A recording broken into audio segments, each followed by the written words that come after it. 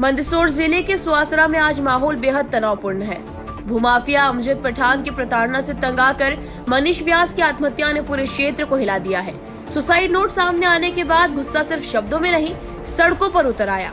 सुबह से ही सुवासरा चौपाटी पर डेड बॉडी रखकर चक्का जाम, हजारों की भीड़, न्याय की मांग और प्रशासन पर बढ़ता दबाव। प्रशासन की मान मनोबल घंटों तक चली, लेकिन गुस्से की आग शांत न हुई। नगर परिषद की टीम को आखिर कड़ी कार्रवाई करनी पड़ी। अमजद पठान के अवैध निर्माण पर चला बुलडोजर, दीवारें टूटी, भीड़ ने राहत की सांस ली, लेकिन आंदोलन अभी भी जारी है।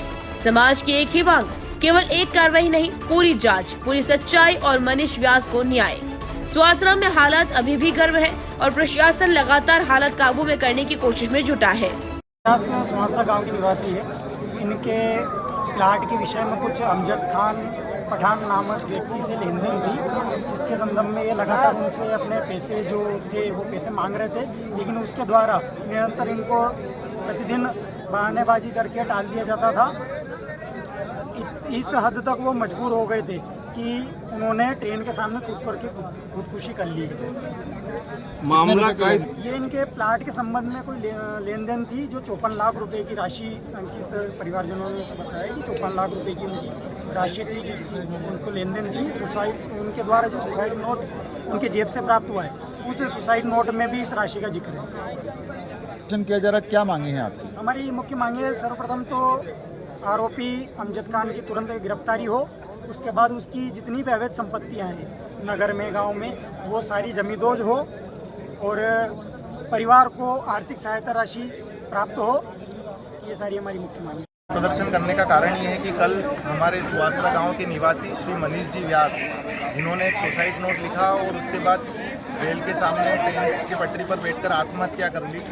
और जो सुसाइड नोट में उन्होंने लिखा है कि सुवासरा के निवासी अमजद पठान द्वारा उनके 54 लाख रुपए उनको नहीं दिए जा रहे थे और इससे व्यथित होकर वो आत्महत्या कर रहे हैं।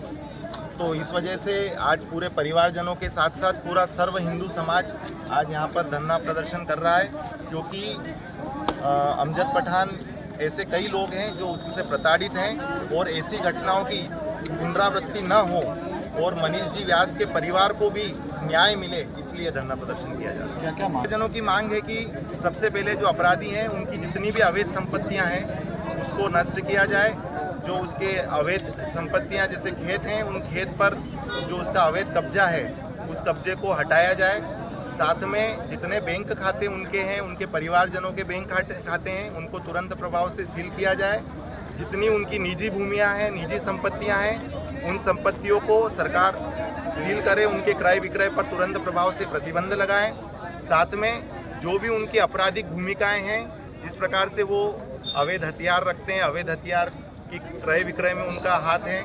कई संपत्तियों की उन्होंने एक से ज़्यादा लोगों को रजिस्ट्रियाँ करा दी हैं। कई संपत्तियों पर उन्होंने कब्जा कर लिया है और कब्जे जिनका संपत्तियाँ थी उनको उन्होंने उस कब्जे का रजिस्ट्री की राशि जो है वो अदा नहीं की है। कई शासकीय ज़मीनों पर उन्होंने कब्जा कर लिया है, उस कब्जे को हटाया जाए। ऐसे कई लोग हैं जो अमजद पठान से पीड़ित हैं, उन पीड़ितों को न्याय दिलाया जाए, ये हम सबकी मांग है।